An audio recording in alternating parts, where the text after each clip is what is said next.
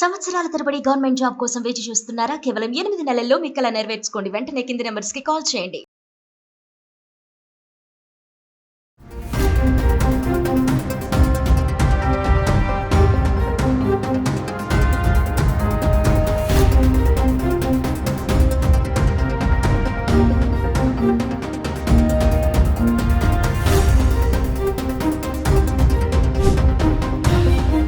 నమస్తే, welcome back to Suman TV. ప్రస్తుతం మనతో పాటు ఉన్నారు పబ్లిక్ స్పీకర్ రజనీ రామ గారు.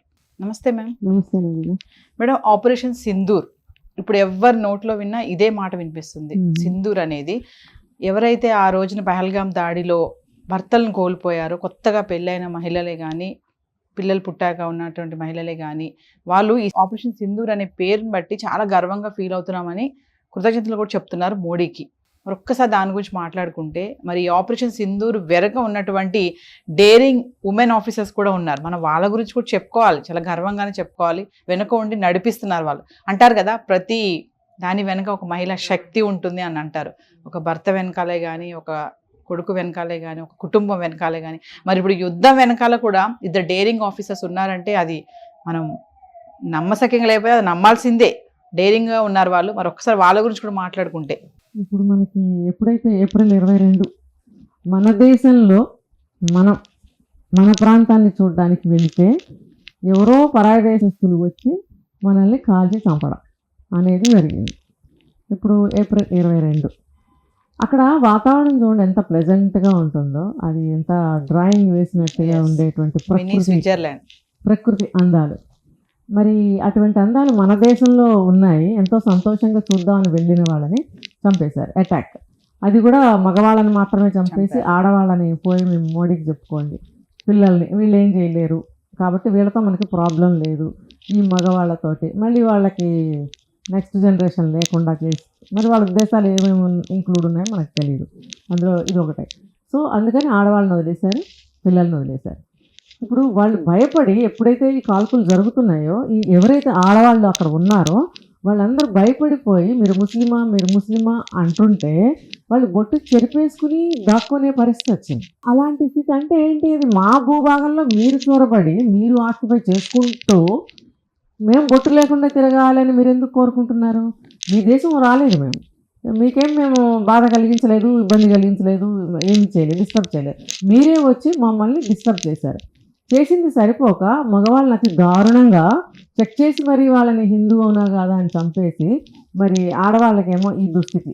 బొట్టు చెరిపేసుకుని నేల మీద పడుకోవడము, భర్త పక్కన దాక్కుని పడుకుండిపోవడము, చంపుతారేమోనని చెప్పి భయంతో. అంటే మన దేశంలో మనకి భయపడే స్థితి. మన ప్రజాస్వామ్య కంట్రీ మనది. మనంత భయపడుతూ ఎవరో భయపెట్టడం ఏంటి, ఎవరో భయపడితే మనం ఇలా చేయడం ఏంటి అనే ఆలోచన కూడా రానటువంటి సమయం అది. అలా చేయకపోతే ప్రాణాలు దక్కించుకోవడం అనేటువంటి పరిస్థితిని తీసుకొచ్చి మరి చంపారు. అంటే ఏంటంటే బొట్టు పోగొట్టుకున్న వాళ్ళు చంపేస్తే భర్తల్ని ఆటోమేటిక్గా బొట్టు పోయిన వాళ్ళు కొందరైతే, బొట్టు చెరిపేసుకుని దాక్కున్న వాళ్ళు కొంతమంది. అంటే మనము సింధూర తిలకం బొట్టు ఇవన్నీ అంటాం మనం కదా. మనకి పెళ్ళైన స్త్రీలకి బొట్టు అనేది చాలా ఇంపార్టెంట్. పెళ్లి కాని పిల్లలు కూడా మన భారతదేశంలో బొట్టు పెట్టుకుంటారు.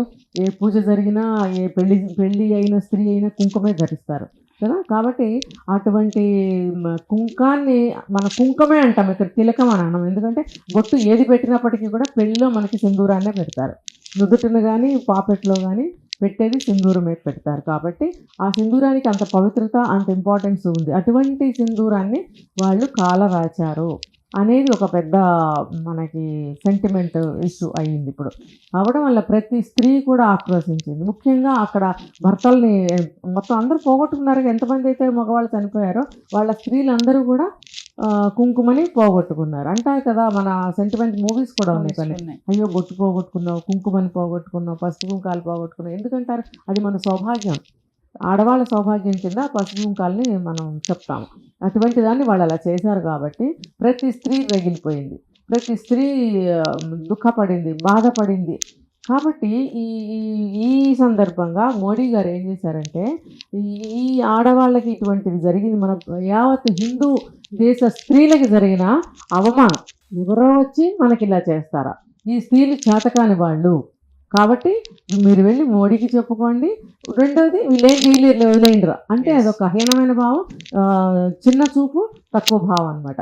అంటే వీళ్ళు ఏమి చేయలేరా అని చెప్పి మన మోడీ గారు ఏం చేశారంటే, ఇప్పుడు ఏదైతే మనకి ఆపరేషన్స్ జరుగుతున్నాయో పాకిస్తాన్ పట్ల, అవన్నీ కూడా ఒక స్త్రీల ద్వారానే జరిపించాలి అనేది ఆయన ఒకటి తీర్మానించుకుని ఏం చేశారంటే, మంగళవారం రాత్రి 1:44 ఒకటి ఫోటో విడుదల చేశారు.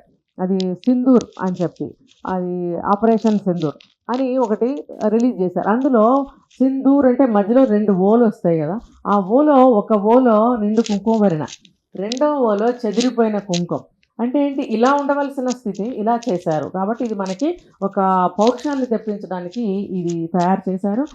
ఆ ఫోటోని రిలీజ్ చేశారు. మొత్తం భారతదేశమే కాదు, ప్రపంచం మొత్తం కూడా దాన్ని చూసి చాలా ఇన్స్పైర్ అయ్యారు. ప్రతి ఆడవాళ్ళల్లో కూడా అది రగిలిపోయింది అనమాట. నిజమే కదా.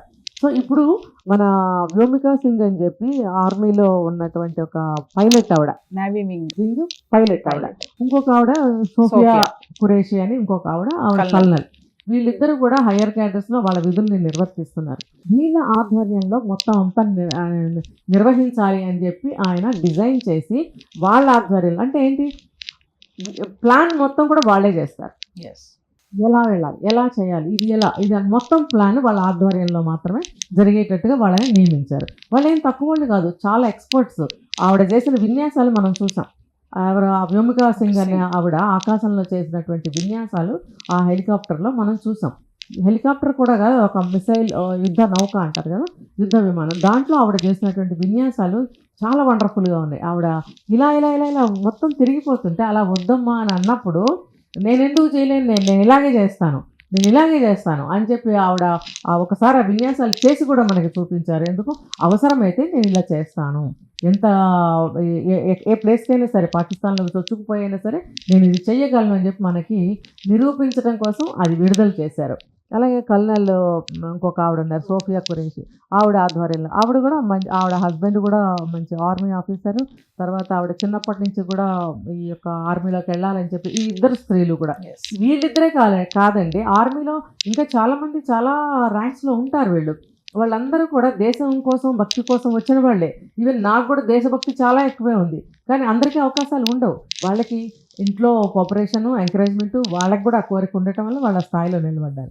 సో వాళ్ళు వచ్చి ఈ ఆపరేషన్స్ మొత్తం మేము చేస్తాము అని చెప్పి వాళ్ళు మొన్న జరిగినటువంటి సర్జికల్ ఇది జరిగింది కదా, వాళ్ళ ఎవరైతే ఉగ్రవాదుల స్థావరాలు ఉన్నాయో 9 మీద వీళ్ళు వేరే ఎవరికి డిస్టర్బెన్స్ అవ్వకుండా, ఇది ఉంటుంది కదా వాళ్ళ ఆర్మీ ఏరియాస్ కొన్ని ఉంటాయి, ఆర్మీ ఎస్టాబ్లిష్మెంట్ మీద కానీ సివిలియన్స్ మీద కానీ ఎవరి మీద కూడా ఎటువంటి డిస్టర్బెన్స్ జరగకుండా ఆ స్థావరాలని మాత్రమే మట్టుబెట్టి వచ్చేంత తెలివితేటలుగా డిజైన్ చేసి వీళ్ళ ఆధ్వర్యంలో అది సక్సెస్ చేశారు. కాబట్టి ఇప్పుడు అలా జరగడం వల్ల ఈ చాలామంది, ముఖ్యంగా ఈ కుంకుమ పోగొట్టుకున్న స్త్రీలు ఎవరైతే ఉన్నారో వాళ్ళు చాలా హర్షం వ్యక్తం చేశారు. చాలా అంటే చాలా. అఫ్కోర్స్ వాళ్ళ లైఫ్లు కోల్పోయారు, కానీ వాళ్ళకి ఉపశమనం అనేది దొరికింది. ఇప్పుడు ప్రతి స్త్రీని కదిలిస్తే ఈ విషయం మీద చాలా సంతోషాన్ని వ్యక్తం చేస్తున్నారు. ఎందుకంటే వీళ్ళు వెళ్ళలేకపోయినా వీళ్ళ ప్రతిరూపాలు అక్కడ చేసింది కాబట్టి వీళ్ళు మేమే చేసినంత ఉత్సాహంగా వీళ్ళు సంతోషాన్ని ప్రకటించారు. ఇప్పుడు ప్రతి స్త్రీ కూడా చేయలేదంటూ ఏమీ లేదు. ఈ భారత మాత అని అంటారు, అంటే ఒక దేశాన్ని కూడా స్త్రీతోనే పోల్చారు, భూమిని కూడా భూమాత అని పోల్చారు. మరి మీరు ఇందాక చెప్పినట్టు ప్రతి దాని వెనకాల ఒక స్త్రీ ఉంటుంది. స్త్రీ శక్తి లేదే, స్త్రీ యొక్క సహాయం లేదే, స్త్రీ యొక్క కోఆపరేషన్ లేదే ఏది కూడా ముందుకు జరగదు. ఆ శక్తిని గుర్తించడంలో ఉంది. ఇప్పటికైనా సరే ఎవరైతే స్త్రీని బాధ పెడుతున్నారో, కిందకి లాగేస్తున్నారో వాళ్ళందరూ కూడా తెలుసుకోవాలి, స్త్రీ శక్తిని వాళ్ళు తెలుసుకుని ఈ సందర్భంగా నేను చెప్తున్నాను, స్త్రీకి గౌరవించడం నేర్చుకోవాలని చెప్పి నేను చెప్తున్నాను. మేడం, ఇప్పుడు ఈ ఇండియా పాకిస్తాన్ వార్ నేపథ్యంలో మన సెలబ్రిటీస్ ఎవరైతే ఉన్నారో కొంతమంది కొన్ని వ్యాఖ్యలు చేశారు, దానికి ఎలాంటి కామెంట్స్ వచ్చాయి కూడా మనందరం వింటున్నాం. మరి ఇటువంటి సిచ్యువేషన్లో వాళ్ళ కామెంట్స్ అనేవి మీరు ఎలా చూస్తారు? మన సెలబ్రిటీస్ వెళ్ళి అవతల దేశం వాళ్ళకి సపోర్టింగ్గా మాట్లాడటం, మన దయాధర్మం మీద వాళ్ళు ఆధారపడి ఉన్నప్పుడు వాళ్ళు ఎలా ఉండాలి, స్నేహపూర్వకంగా ఉండాలి. బానిసగా ఉండమని కూడా ఎవరు కోరుకోవట్లేదు. మీరు స్నేహపూర్వకంగా ఉండండి. మాకు మీరు మీకు మేముగా ఉంటే మీకు విపత్తు వచ్చినప్పుడు మేము ఆదుకుంటాము, మాకు విపత్తు వచ్చినప్పుడు మీరు ఆదుకుంటారు. ఆ స్నేహభావం అనేది ప్రతి దేశానికి మధ్యలో ఖచ్చితంగా ఉండాలి. అది లేనప్పుడు వాళ్ళకి మనం వాటర్ ఎలా ఇస్తాము? ఇప్పుడు ఇండస్ అనేది నడుస్తుంది, వాటర్ సర్జికల్ స్ట్రైక్ అనేది జరిగింది మొన్న. జరిగినప్పుడు మనం ముందు హెచ్చరించాం, వాళ్ళు వినలేదు. సో కంప్లీట్గా వాటర్ అనేది ఆపేశాం. మన దేశం నుంచి వెళ్తున్న వాటర్, ఇంకా చెప్పాలంటే పాకిస్తాన్ కూడా మనదే. అది ఇక్కడ ఉన్నప్పుడు ఈ వాటర్ ఉన్న ప్లేసు నుంచి అన్ని వైపులకే వాటర్ వెళ్ళేది. ఎందుకు? ఆ సింధు నది అనేది జీవనది. హిమాలయాల నుంచి కరిగొస్తున్న వాటరు భూమి ఉన్నంత వరకు ఉంటుంది, అది జీవనది. సో అది మనది అని అనుకున్న సమయంలో విడిపోయాము. విడిపోయిన తర్వాత కూడా కొంత వాళ్ళ భాగంలోకి వెళ్ళింది. సరే, మనం దయ మీద వాళ్ళకి వదిలిపెడుతున్నాం, వాటర్ 70-80% వదిలేస్తున్నాం. వదిలేసినప్పుడు వాళ్ళు ఆ స్నేహభావం అనేది లేదు. మనకి ఇంకా ఇంత ఇచ్చారు కదా, మొత్తం ఎందుకు ఇవ్వరు? ఆ మొత్తం ఎందుకు ఇవ్వరు అని చెప్పి వాళ్ళు చేస్తున్న ఈ పనికి నీళ్ళు ఆపేస్తే, వాళ్ళకి నీళ్ళు ఆపేసి వాళ్ళకి ఆకలి దప్పులు చావులు తీసుకొస్తారా అన్న ఇదిగా మాట్లాడినప్పుడు, మన కంట్రీలోకి వచ్చి ఎన్నిసార్లు ఇటువంటి దాడులు చేసి ఎంతమందిని చంపారు, ఎన్ని సృష్టించారు డిస్టర్బెన్సెస్. తర్వాత ఇప్పటికి ఇంకా కూడా వాళ్ళ దగ్గర ఎటువంటి శక్తి లేకపోయినా యుద్ధానికి కాలు దూతున్నారే, వాళ్ళనా మనం దయదలిచేది? దాయాదులు ఎలా ఉండాలి? కలిసిమెలిసి ఉండాలి, కోఆపరేట్ చేసుకోవాలి. కోఆర్డినేషన్ ఏమీ లేదు, దౌర్జన్యం. వాళ్ళ తెలివితేటలు ఏంటంటే దౌర్జన్యం చేస్తే వచ్చేస్తుంది, భయపెడితే బెదిరిస్తే దౌర్జన్యం చేస్తే వచ్చేస్తుంది అని అనుకున్నప్పుడు మనం ఎందుకు ఇస్తాం వాటర్? కట్ చేసి మీకు తెలీదా? యాజ్ అన్ ఇండియన్ వీళ్ళకి తెలీదా? సరే, ఎక్కడ పుట్టింది ఆవిడ? ఎక్కడ పుట్టింది తెలియదు మనకి. సరే, నువ్వు ఎక్కడ పుట్టినా నీకు ఒక స్థానాన్ని, ఒక గుర్తింపుని కలిగించింది ఇండియా. అటువంటి అప్పుడు మన ఇండియాకి నువ్వు ఎంతో కొంత సపోర్ట్ చేయాల్సింది పోయి అటువంటి వ్యాఖ్యలు చేసావు, ఓకే. ఏదో తెలియలేదు, నీకు మాట్లాడటం చేత కాలేదు, ఏదో పొరపాటున ఏదో మాట్లాడేసావు అని మనం ఎక్స్క్యూజ్ చేసినా వాళ్ళు ఏం చేశారు? వాళ్ళు ఏమని డిక్లేర్ చేసి మాట్లాడారు? ఏమని స్టేట్మెంట్ ఇచ్చారు మీడియాలో? ఇండియా ఓడిపోతే ఎప్పటికీ ఇండియా ఓడిపోదు, ఎంతున్నావు, నువ్వే ఓడిపోతావు. పాకిస్తాన్ ఎంత భాగం అండి, అది మనలో మన భాగము పక్కకి వెళ్ళింది అంతే. అది ఎంత ఉంది? మన ఇండియాలో భాగం ఎంత ఉంది అది? సో ఆడే అంత ఉన్నప్పుడు మనకెంత ఉంటుంది? వాడు చెప్పడం ఏంటంటే ఇండియా ఓడిపోతే వీళ్ళందరూ ఎవరు? Indian heroines. అర్థమైందా మీకు? ఇండియన్ హీరోయిన్స్ అని స్పెసిఫిక్గా చెప్పారు. వీళ్ళందరూ మాకు వ్యభిచారుల కింద వస్తారు. ఇంకా పచ్చిగా వాళ్ళ ఫిల్దీ లాంగ్వేజ్లో వర్డ్స్ కూడా యూజ్ చేశారు. ఆ వీడియోస్ మనకి వైరల్ అవుతున్నాయి, వినొచ్చు అర్థమైన వాళ్ళు. అటువంటి దరిద్రమైనటువంటి పదజాలం ఉపయోగించి వీళ్ళని వాళ్ళు అన్నప్పుడు సిగ్గుపడాలా లేదా? మీరు ఎవరి కోసం సపోర్ట్ చేశారు? మీకు ఎంత విలువ ఉంది వాళ్ళ దృష్టిలో? గతంలో కూడా మన ఇండియన్ హీరోయిన్స్ బలైపోయారు చాలామంది. అది తెలిసి కూడా మీరు ఇలాంటి వ్యాఖ్యలు చేసి ఇవాళ హైలైట్గా నిలబడ్డారు. ఇప్పుడు మీ మీద దృష్టి పడదా అని నేను అడుగుతున్నాను కదా. మీరు యాక్టింగ్ చేశారు, ఒక మంచి ఆదర్శవంతమైన పాత్రలు చేశారు, ఆ పాత్రకు న్యాయం చేశారు, ఆడియన్స్ని అలరించారు, మంచి పేరు ప్రతిష్టలు సంపాదించిన వాళ్ళు అలా హైట్స్లో ఉండాలి. ఇలాంటి వ్యాఖ్యలు అసలు ఇలాంటి సిచ్యువేషన్లో ఎవరు మాట్లాడటానికి ఆలోచిస్తారు, సంశయిస్తారు, భయపడతారు, ధైర్యం చెయ్యరు. మీరెలా ధైర్యం చేశారు? వాళ్ళు ఒక అందమైన విషయాలు, యాక్టర్స్ అనేవాళ్ళు వాళ్ళు అలా ఉండాలి అంతే. వాళ్ళు ఏది మాట్లాడినా సెన్సేషన్ అయిపోతుంది అంతే. ఇప్పుడు సాఫ్ట్వేర్ అబ్బాయికి వేరే పనులు రావు, ఇంకొకళ్ళు ఏ పని చేసేవాళ్ళకి ఆ పనే వస్తుంది. ఇప్పుడు వీళ్ళు ఈ యాక్టింగ్ చేసేవాళ్ళు ఇలా నైస్గా అందంగా అలా ఉండేవాళ్ళు అలాగే ఉండాలి ఎప్పటికీ ప్రజల దృష్టిలో. వాళ్ళు అన్నిట్లోకి రాకూడదు. వస్తే ఏమవుతుందంటే వాళ్ళ దృష్టిలో నిలబెడతారు. ఇప్పుడు మీరు నిలబడ్డారు, ఏం జరగబోతుందో వాళ్ళు వెయిట్ అండ్ సీ. అయితే ఈ ఆపరేషన్ సింధూర్ అనే ఇంత మంచి సంతోషకరమైన సందర్భంలో ఇది మనకు ఒక అపశృతిలాగా కనపడుతుంది. కాబట్టి ఎవరు వీళ్ళని సపోర్ట్ చేయట్లేదు. ఇలా ఎవరైతే వ్యాఖ్యలు చేశారో మన హీరోయిన్స్ వాళ్ళు జాగ్రత్త పడాలి. ఆ అన్నమాటలను వెనక్కి తీసుకుంటే కూడా బాగుంటుంది. ఏది ఏమైనా సరే వీళ్ళ మీద మీడియాలు కానీ ప్రజలు కానీ దుమ్మెత్తి పోస్తున్నారు. మిగతా వాళ్ళు జాగ్రత్త పడాలి.